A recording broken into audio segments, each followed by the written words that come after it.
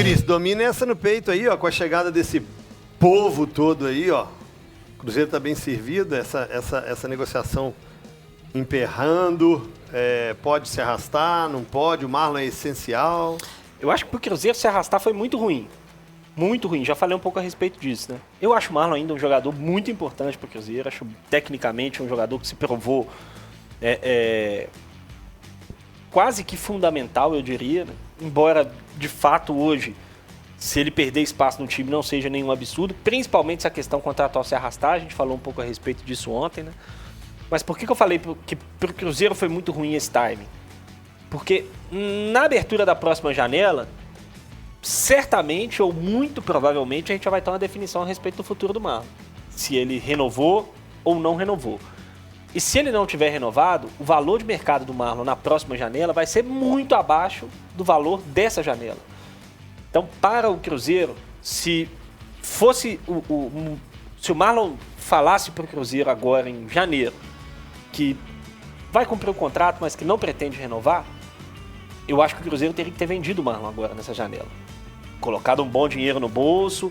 Tem aí outras opções hoje no elenco, tem Kaique, tem Vidalba, tem o Barreal que chegou, que podem fazer funções ali parecidas e poderia ter feito um bom dinheiro. O Cruzeiro não vai fazer mais bom dinheiro com o Marlon, porque ou vai vender no desespero no meio do ano, sabendo que ele pode assinar um pré-contrato com qualquer um, ou vai perder de graça no final do ano.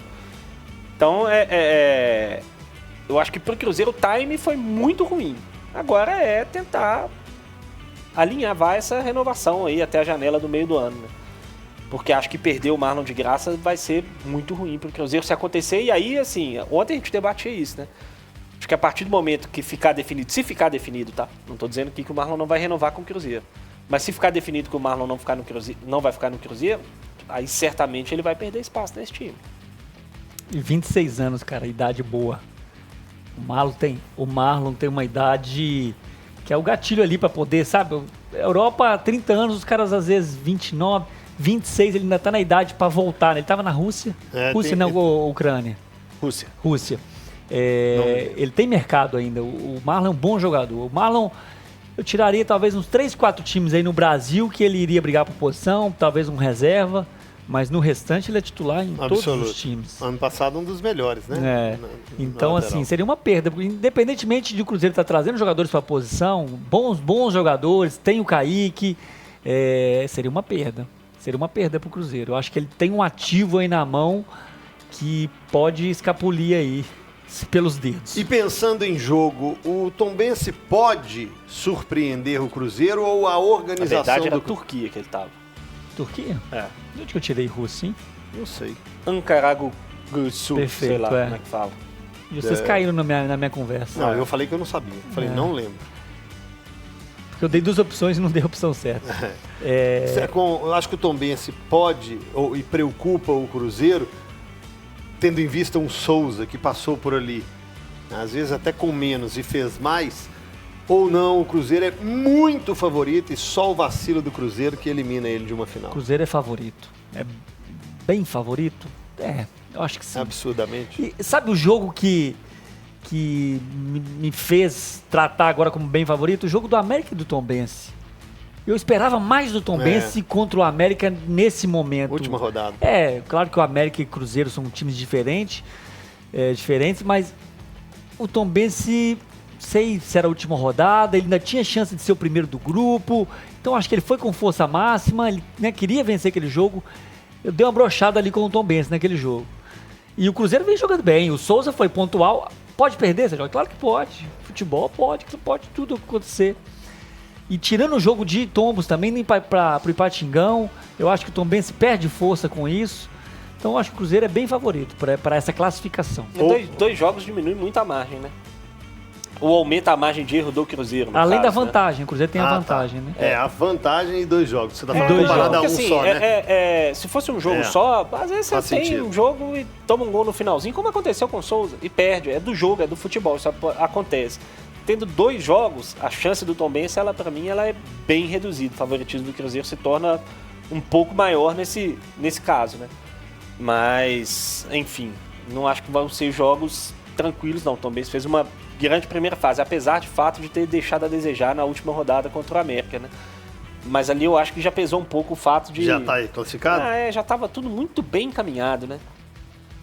A gente só não falava porque era futebol e tudo, mas a gente sabia que tava desenhado esses confrontos, né? Cruzeiro e Tombense, Atlético e América, tava muito, muito desenhado. Dificilmente ia fugir muito disso. Então, eu acho que isso pode ter pesado também. O Rodrigo Santana esteve aqui no FDP e ele disse que dos times que ele enfrentou, o Cruzeiro é o que ele achou mais organizado, com um jogo posicional e com conceitos bem definidos. Ele era do grupo do América, dirigiu o Atlético, mas fez amistoso com o América. Ele fez um amistoso, elogiou muito o Cauã, um amistoso até que ficou em 1-1 Atlético e América na pré-temporada, um jogo treino, né? E ele disse que o Cauã vai ser muito grande. Ele falou, cara, o Cauã é um treinador, aguardem o que esse menino que vai acontecer, o que vai virar. Elogiou muito o Cauã, mas que dos times que ele enfrentou, de organização, de padrão e de conceitos, o Cruzeiro... Agora, como que em tão pouco tempo de um treinador você já consegue ver isso e outros treinadores... Eu não estou dando só o exemplo do Filipão não, tá, gente? Eu estou falando de outros. Vamos ampliar a visão, porque senão você o cara... se entregou aí, velho. Não, porque a pessoa se entregou. Ninguém tinha pensado nisso, você se entregou. Não, negativo. Se entregou. A audiência é sempre seletiva, o cara escuta o que ele quer. Então, quando eu falar assim, por que o trabalho a curto prazo é absorvido de uma maneira rápida e o a longo prazo não? Aí muita gente vai falar assim, tá falando do Filipão. Não, eu estou falando também do Filipão. Também, mas é de outros. Por que o grupo consegue assimilar tão rápido assim? Nós estamos falando de 3 meses.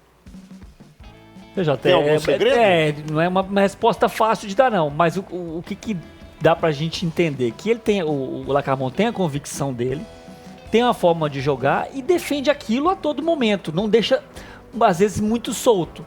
Porque tem alguns treinadores que...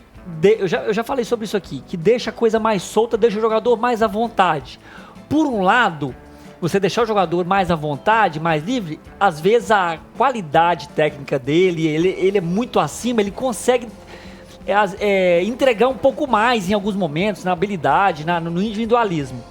Só que por outro lado, quando é muito solto, a organização, o padrão, ele fica solto. Você, um marca pressão, o outro não marca. Agora eu tô pela esquerda, agora eu tô pela direita. E fica um negócio muito solto. E hoje o futebol é muita organização. E eu acredito isso. O Larcamón chegou, ele tem 2 meses de trabalho. Quantos jogos o Larcamón tem? 9?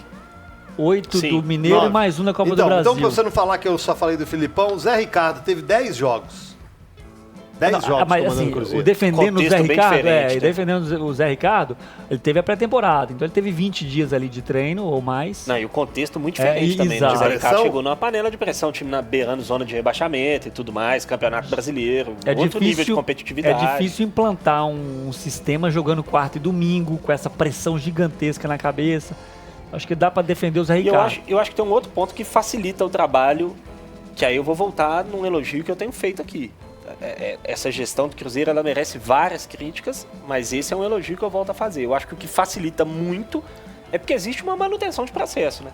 É claro que cada treinador tem as suas ideias, as suas particularidades, né? O Marlon, por exemplo, mudou completamente de função agora com o Larcamón e tudo mais, mas assim, alguns dos conceitos, eles são mantidos mesmo nas trocas de treinadores. De ser um time agressivo, de ser um time que coloca muitos jogadores no campo do adversário, de ser um time que valoriza a posse de bola e tentar construir desde a defesa.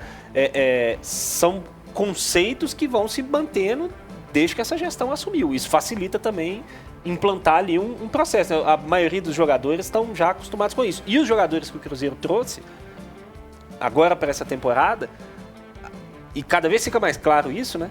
Eles têm muita relação com o modelo do Larcamón. O Vidalba tem tudo a ver com o que ele quer pro time, o Barreal tem tudo a ver com o que ele quer pro time, o próprio Romero, o Cifuentes tem tudo a ver com o que ele quer pro time. Se vai dar certo ou não, se esse time vai jogar muito bem ou não, é outra história, mas assim, tem uma ideia por trás, isso facilita também.